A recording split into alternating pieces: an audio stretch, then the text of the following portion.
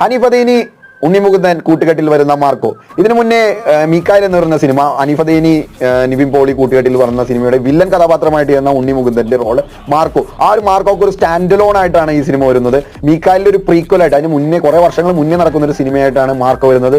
ഒരു action revenge drama ജോണറിൽ പെടുന്ന ഒരു cinema. Out and out violence, മലയാളത്തിൽ ഇന്നേ വരെ കണ്ടിട്ടില്ലാത്ത തരത്തിലുള്ള വയലൻസ് മൂവിയാണ് മാർക്കോ എന്ന മൂവി. കുറെ അപ്സ്, ജോ ഡൗൺ മൂവ്മെന്റ്സ്, വാവ് മൂവ്മെന്റ്സ് ഒക്കെ ഉണ്ട്, ഡയലോഗ് ഡെലിവറി ഒക്കെ ഉണ്ട്. ഈ പടത്തിന്റെ ഏറ്റവും നല്ല വശം അത് തന്നെയാണ്. നായകൻ ഒരു ഇതിന് മുന്നത്തെ സിനിമയിൽ വില്ലനായിട്ടാണ് എല്ലാവരും കണ്ടത്.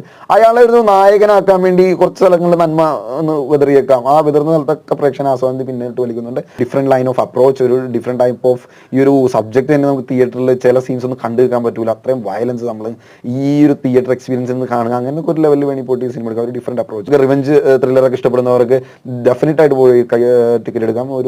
ഒരു മോർ ദാൻ ഒരു എബോവ് ആവറേജ് ഈ പടം തരുന്നുണ്ട്.